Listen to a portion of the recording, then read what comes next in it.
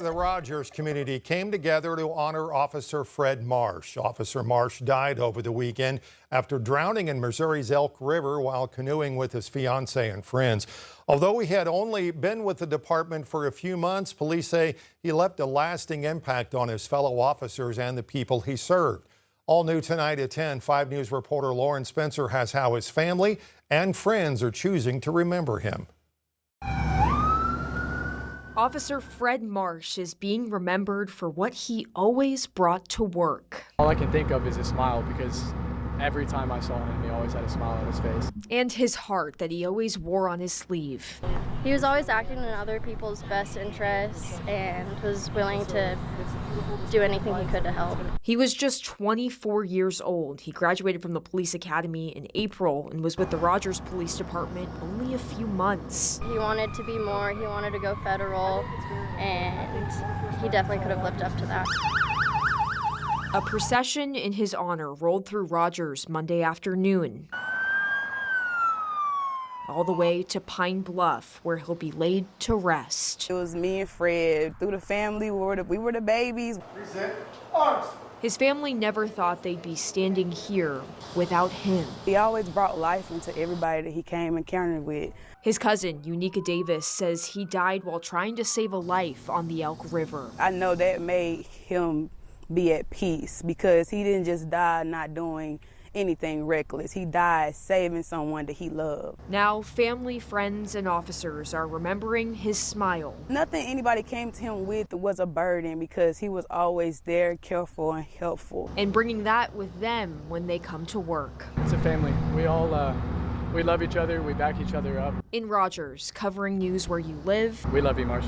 I miss you a lot, and I cannot wait to see you again. Lauren Spencer, 5 News. Meanwhile, just a month after the city of Centerton held a procession for a fallen officer, the city has now renamed a street after him. Captain Chris Kelly died in an explosion in May at his farm in Gravette. City announced today Municipal Drive leading into the police department will be named Captain Kelly Drive. City says Kelly demonstrated exceptional leadership in the community, and the street renaming ensures future generations will remember Kelly's contributions. Fort Smith Police Officer Kyle Newman will be recognized at tomorrow night's Fort Smith City Directors meeting. Newman was shot and injured in May during a DWI stop near the McClure Amphitheater in South Fort Smith. He spent a little under a month in the hospital recovering from his injuries. Fort Smith Police awarded Newman the Medal of Valor and a Purple Heart last month. Directors meeting tomorrow night is at Blue Lion starting at 6 o'clock. After Fort Smith City directors failed twice to pass putting a November ballot question that would change the city's form of government, the citizens group looking to do just that will submit a petition signatures tomorrow morning. The proposal aims to let voters decide on changing the city to a mayoral form of government. Leaders of the group say they've gotten more than required 2,600 signatures to get this issue on the ballot in November. Group says they will submit the signatures to the city clerk's office tomorrow morning at 10 o'clock.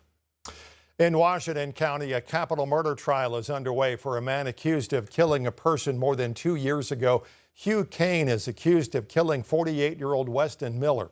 Kane claimed self-defense during a police interview, saying Miller threatened to physically attack him and admitted to the murder.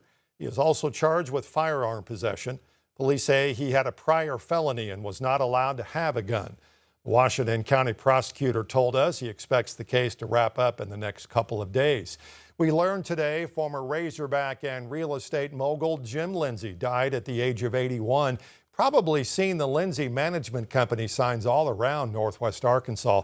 Jim Lindsey founded the company in 1973. The Lindsey family put out a statement today saying, in part, he built the company with humor, with grit, generosity, and an unshakable loyalty to the people and place he called home. Lindsey was also part of the Razorbacks football program, helping the team win its only national championship back in 1964. We'll have much more on his legacy with the Hogs a bit later in sports tonight. In continuing coverage, Arkansas Department of Health says another case of Cyclospora was confirmed over the weekend. Now ups the total confirmed cases in Arkansas to 36. 34 states reporting cases now. More than 140 people have been hospitalized. According to the CDC, the FDA is working to find out the source of the outbreak. Lettuce supplier Taylor Farms was not the source after the FDA found a sample was a false positive. Health leaders continue to urge that you wash your hands and produce thoroughly before consuming. Another U.S. service member killed over the weekend while disposing of a downed Iranian drone in Iraq. The bodies of two other service members killed Friday in an Iranian attack on an air base in Jordan are returning home. Jesse Mitchell reports this comes as another is missing and unidentified remains have been found. The U.S. has waged nightly attacks on Iran for the past week and a half, 10 straight nights. President Trump says the military is hitting the country hard in honor of service members killed in the past few days. We feel very badly, but you know, those great people, those great patriots are out there fighting that Iran cannot have a nuclear weapon. The Pentagon identified the two killed Friday as 19-year-old Private Isabella Gonzalez from Carrollton, Texas, and 25-year-old First Lieutenant Tyler James Feehan, a Hawaii resident assigned to Fort Bragg, North Carolina. Footage appears to show the Iranian strikes on the U.S. base in Jordan where they were killed, suggesting they had little time to escape. President Trump posted this message online: "Every time Iran kills an American soldier, they will pay for that killing many times over." The U.S. strikes are also targeting sites around the Strait of Hormuz as Iran keeps hitting cargo ships. What is happening militarily really is a battle for control of the Strait of Hormuz, with Iranian retaliation across the region about American efforts occurring there in and around the strait. The administration needs to explain what its strategy is. Another Middle East analyst says now is a pivotal time. It is, yes, a very tenuous period and one where you're going to need one or both sides, either through mediation or just senior level decision making, to find a way to de-escalate. Iran's president says his country is back to a full-scale war with the U.S. Jesse Mitchell, CBS News, New York. Iran retaliated tonight, launching attacks on Jordan, Bahrain, and Kuwait. The escalation on both sides has pushed gas prices back to a national average of above $4 a gallon. A big jump in the price of a gallon of gas here across Arkansas. According to AAA, since last week, the average is up almost 16 cents a gallon to $3.61. Prices are 4 cents a gallon higher than a month ago, 83 cents higher than a year ago at this time. All new tonight at 10, you will soon see new corporate logos on the north side and south side high school football fields.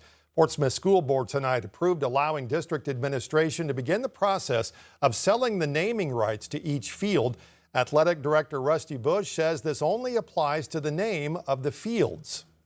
The sponsor's name would become the field name for the length of that agreement. For example, it is currently, it's been so long, I think people just kind of forget. It is Coca-Cola Field at Jim Rowland Stadium, Coca-Cola Field at Mayo Thompson Stadium. I have had some questions like, are we renaming stadiums? We're not doing any of that. This is strictly for the field. It will always be Jim Rowland Stadium and Mayo Thompson Stadium at our two high schools.